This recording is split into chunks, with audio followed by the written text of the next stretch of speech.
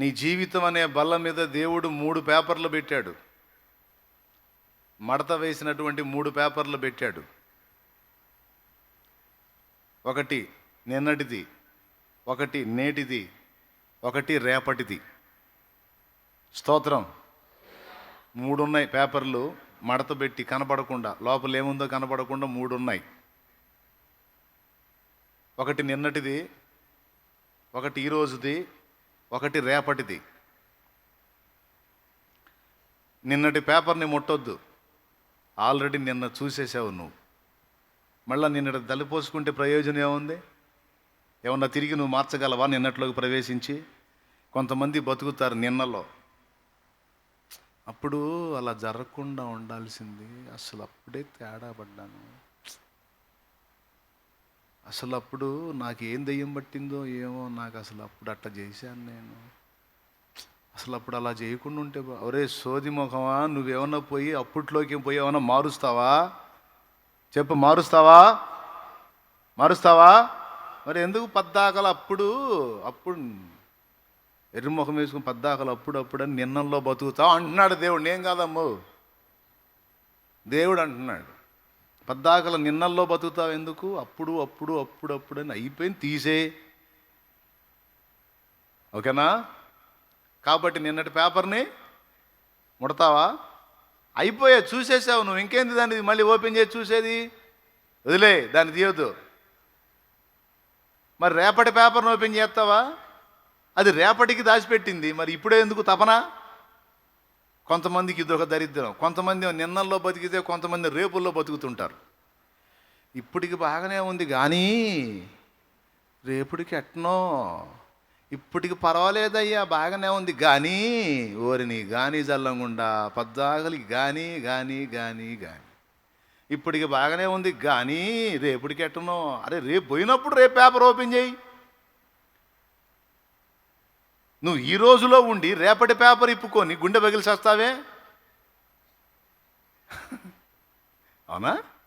రేపు పేపరు రేపు ఇప్పుదు కానీ అది విప్పినప్పుడు నిన్న నీ పక్కన ఉన్నవాడు, ఈరోజు నీ పక్కన ఉన్నవాడు రేపు కూడా నీ పక్కన నిలబడతాడు. ఏమన్నా ముసలోడు అయిపోతాడా? ఏమమ్మా, నువ్వు అవుతావేమో జుట్టంతా తెల్లగా నరిసిపోయి ముసలమ్మవే. ఆయన జుట్టు కాకపక్షములో కృష్ణవర్ణములు అన్నాడు. ఆయన నిత్య నూతనుడు. అర్థమైందా? మా నాన్న ముసలోడు అయిపోతున్నాడు, ఇంకా నన్ను ఎవరు ఆదుకుంటారు, నాకు దిక్కెవరు? మా నాన్న ముసలోడు అయిపోతున్నాడు, మా నాన్న పోతాడిక, నాకు దిక్కెవరు అని ఏడవటానికి ఈ నాన్న పోయే నాన్న అయ్యింది. పోతే నువ్వు పోవటమేగా నా నాన్న దగ్గరికి, ఆ నాన్న బాడు. దేవునికి స్తోత్రం కలుగును గాక. పాడో. నిన్ను పిలిచిన దేవుడు నమ్మదగినవాడు, శోధనలో నిన్ను విడిచిపెట్టిపోడు, కంటి పాపల తోడుండి నిన్ను కాచుకుంటాడు, కన్న తండ్రిలా తోడుండి నిన్ను ఆదుకుంటాడు. అసలు నువ్వు వచ్చినటువంటి ప్రయాణంలో, నువ్వు వచ్చిన బాధల్లో అసలు ఇప్పటిదాకా నువ్వు బతికున్నావంటేనే రికార్డ్ బ్రేక్. ఎప్పుడు అయిపోవాల్సింది. కానీ ఎట్ట బతికా, ఎట్లా తప్పించుకున్నావు? ఇన్ని సంవత్సరాల మనుగడ ఎట్ట సాగింది? అసలు అంత కఠినమైన పరిస్థితి నుంచి ఎలా బయటపడ్డావు? నీ కనబడకుండా నీ పక్కనే ఉండి అన్నిట్లో నుంచి నిన్ను చంకనెత్తుకొని తెచ్చింది ఆయన.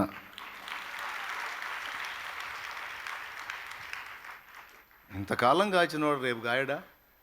మరి ఎందుకు దడ రేపటి పేపర్ ఇయ్యాలే ఓపెన్ చేసుకొని అనవసరంగా ఆర్టిస్ట్ రోగులు తెచ్చుకోవటం అనవసరం కదా? ఏదో ఆరోగ్యరీత్యా వస్తే అది వేరే సంగతి, కానీ దడ ఆయాసం పెంచుకొని ఆర్టిస్ట్ రోగులు అంటే కొంతమంది దడపడి తెచ్చుకుంటారు, అదే బెస్ట్ కదా. ప్రకృతి సిద్ధంగా వస్తే రాని చేయగలిగింది ఏమి లేదులే, కానీ దిగులేసుకొని తెచ్చుకోవద్దు. నిన్నటి పేపర్ జోలికి, రేపటి పేపర్ జోలికి.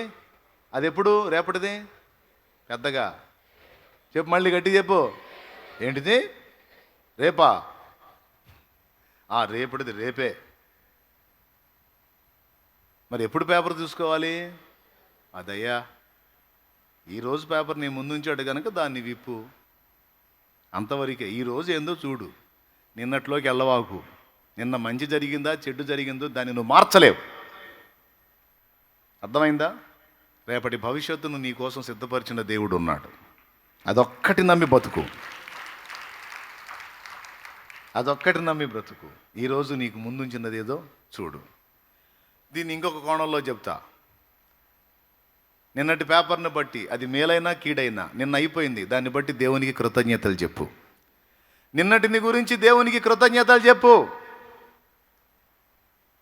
ఈరోజు నీకు పరిచర్యకు సమయం ఇచ్చాడు.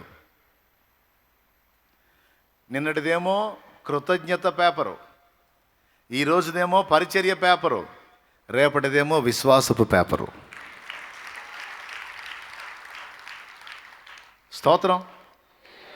ఎంతమందికి అర్థమైందో ఏమో మరి. గడిచిన నిన్నటిని బట్టి స్తోత్రం. ఈరోజు ఉంది, ఈరోజు ఎందుకు ఉంచాడు, ఈరోజు ఎందుకు నాకు అవకాశం ఇచ్చాడు, ఈ రోజులో నేను దేవుని పని ఏం చేయగలను అనేది చూసుకో. పుట అంటే ఏంటి? పుట అంటే పేజీ. మొదటి పుట, రెండవ పుట, మూడవ పుట, నాలుగవ పుట అంటే పేజీ. నిన్నటి పుట కృతజ్ఞతాస్తుతి, నేటి పుట పరిచర్య పుట, రేపటి పుట విశ్వాసపు పుట. గుర్తుపెట్టుకో. ఇలాగుండు. రేపటికి దేవుడు ఉన్నాడు. నిన్నటికి మంచి జరిగింది చెడు జరిగింది, దాన్ని అంతట్లోంచి తెచ్చిన దేవునికి కృతజ్ఞతలు. ఈరోజు దేవుని కోసం ఏం చేయగలను? ఇదే అమ్మా, ఇదే నాన్న ఆలోచించాల్సిందే. ఈరోజు ఉంది కాబట్టి ఈరోజు ఏం సంపాదిస్తాను, ఏం కొప్పేద్దామని కాదు. నాకు ఇవ్వబడిన ఈ రోజులో దేవుని కొరకు నేనేం చేయగలను అంతే. ఎంతమంది ఇలా ఇలా తీర్మానం చేసుకున్నారు? నిన్నటి పేపర్ ఇప్పుతావా? పెద్దగా చెప్పు. అయిపోయింది అది. రేపటి పేపర్ ఇప్పుతావా? ఇప్పు, పెందలాడు పోదు కానీ. నేను ఉన్న సంగతి చెబుతున్నాను నేను. ఇప్పు, రేపటి పేపర్ ఇప్పు, పెందలాడు ఒక దారి అవుదు కానీ. కొంతమందికి జాతకాలు చూసుకునే అలవాటు, కొంతమందికి జాతకాలు చెప్పించుకునే అలవాటు. వాడి డబ్బు కోసం వాడు చెబుతాడు, ఇంకా 3 ఏళ్లలో నీకు మరణగండం ఉందంటాడు, లేకపోతే ఇంకొక 6 నెలల్లో నీకు చావు ఉందంటాడు. ఆ చావు నీకు దప్పిపోవాలంటే నీకు ఒక కార్యక్రమం చేయాలా, అది చేయాలంటే ఒక 50,000 అయ్యిద్ది అంటాడు. దేవుడు మరుగు చేసిన దాన్ని తెలుసుకోవటానికి ట్రై చేయొద్దు. రహస్యములు యెహోవాకు చెందును. నాకు తెలిసిన ఒక తల్లి కుమారుడు దుఃఖలాగుండేవాడు, బక్కజిక్కిపోయాడు. బంధువురాలు అయితే, ఏంది నీ కుమారుడు అట్ట అయ్యాడని అడిగా.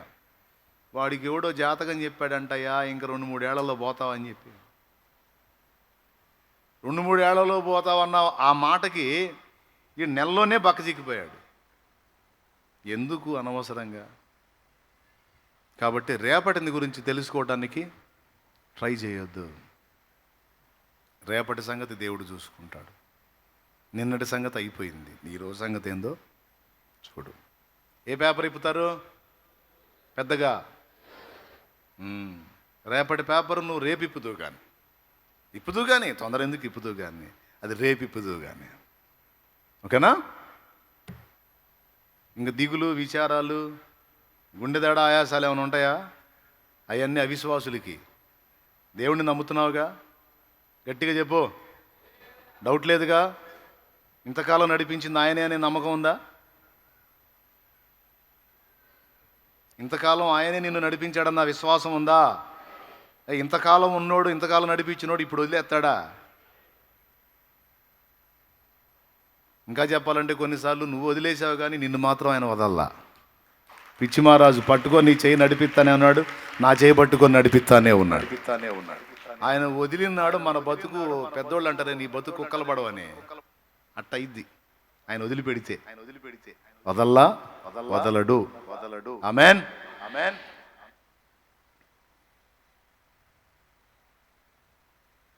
ఇప్పుడు నేను చెప్పాలనుకున్న చెప్పొచ్చా మరి?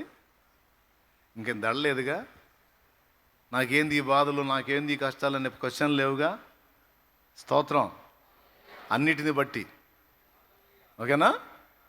బాధల్ని బట్టి, ఇరుకుల్ని బట్టి, ఇబ్బందులను బట్టి, ఆర్థిక సమస్యలను బట్టి, అప్పుల బాధలను బట్టి, కలతల్ని బట్టి, కష్టాలను బట్టి. స్తోత్రం.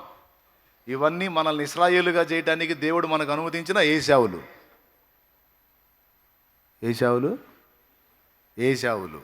ఓకే, ఇక రిలాక్స్, ఇంకా ఏం ఆలోచించొద్దు. మీ హృదయానికి ఒక భారం కలిగించే మాట చెప్తాను, అదొక్కటి తీసుకొని ఇంటికి పోండి. ఈవేళ మీరు ఎన్నో భారాలతో వచ్చారు, అందుకని ఇంత అరగంట ప్రసంగం చేయాల్సి వచ్చింది మళ్ళీ మిమ్మల్ని లైన్ చేయడానికి. ఏ విధంగా లైన్ చేయడానికి? మీ మనస్సులని ట్యూన్ చేసుకోవటానికి. ఎందుకంటే రకరకాల టెన్షన్లో ఉంటారుగా, అవన్నీ వదిలించడానికి ఇంత టైం పట్టింది నాకు. లేకపోతే ఇక నేను ఏదన్నా చెప్పని,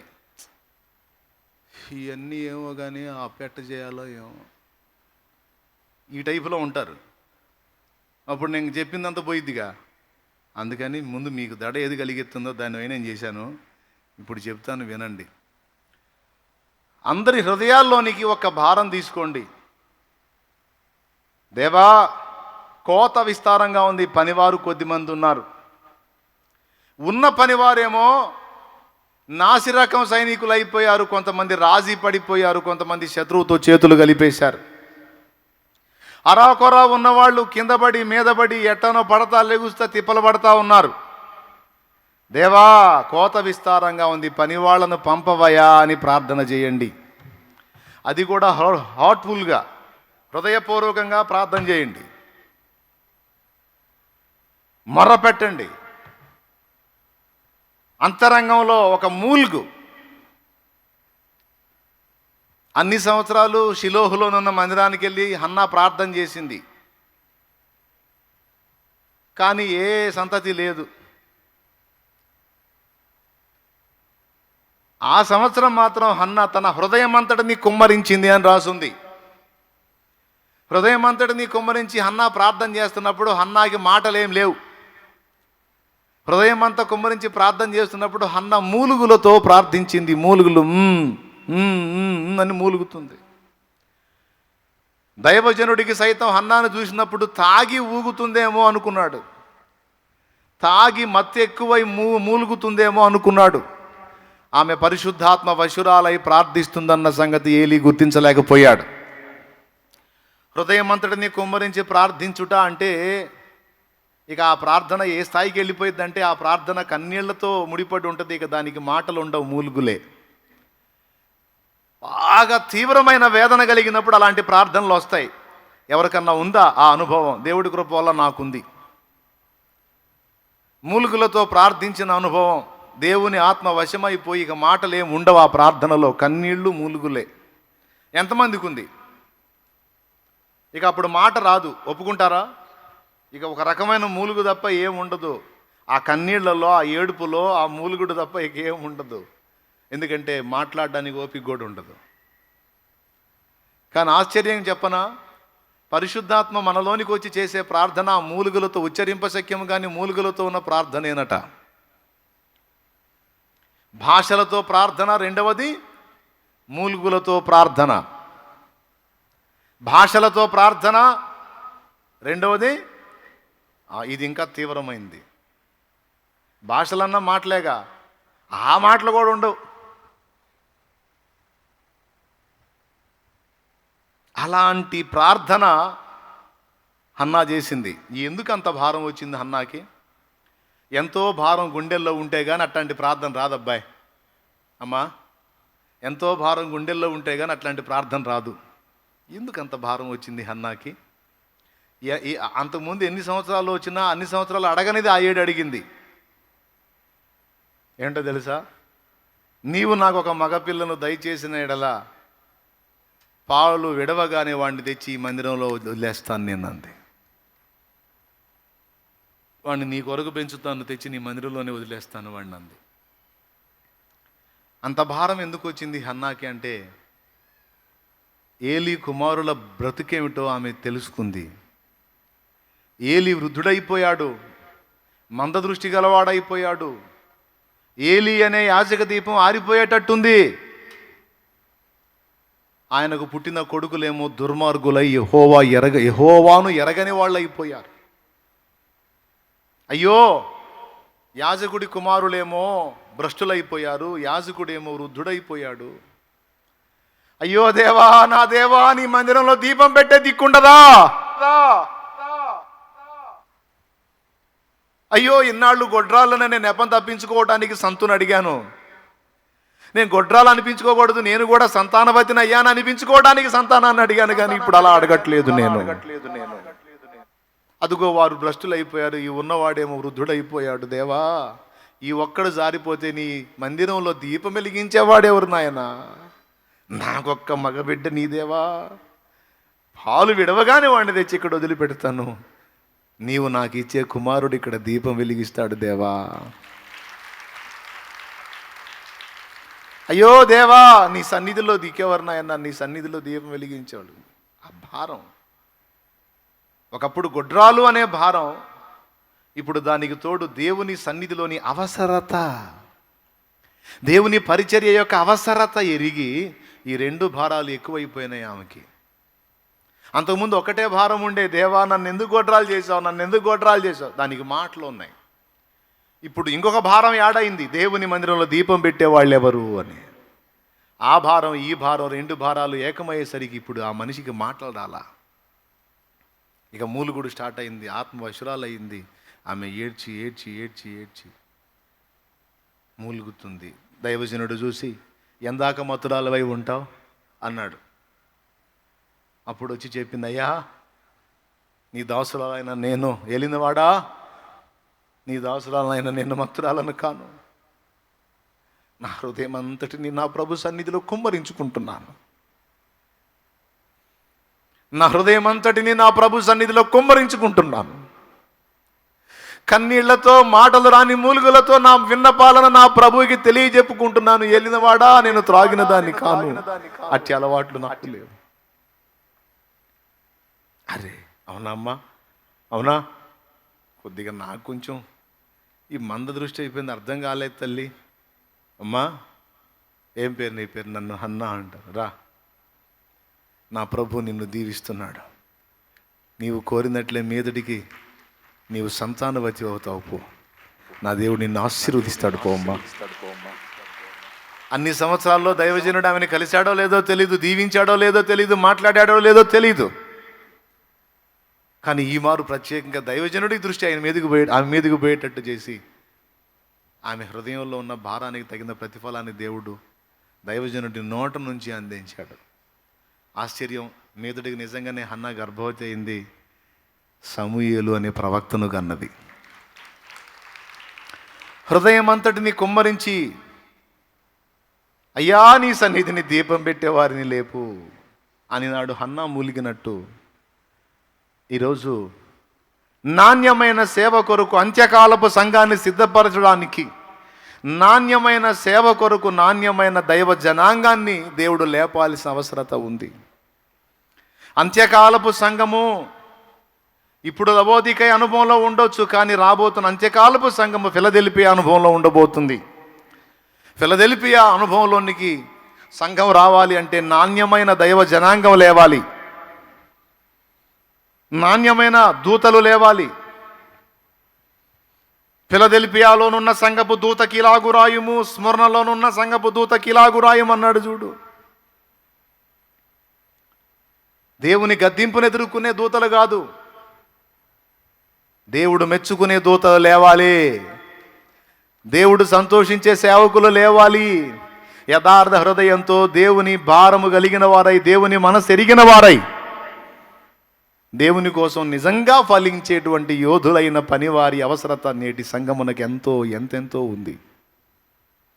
చాలా వేదనతో, బాధతో చెప్తున్నాను ఈ విషయాలు. సంఘంగా మీరు ఎన్నిసార్లు ప్రార్థించారో నాకు తెలియదు, కానీ ఈరోజు ఇంత విపులంగా దీన్ని వివరించాను కాబట్టి తప్పకుండా మీరు ప్రార్థించడానికి ఉపక్రమించినప్పుడు మూలుగులతో ఈ విషయమై మీ హృదయాన్ని కుమ్మరిస్తారని నేను ఈ విషయం చెప్తున్నాను.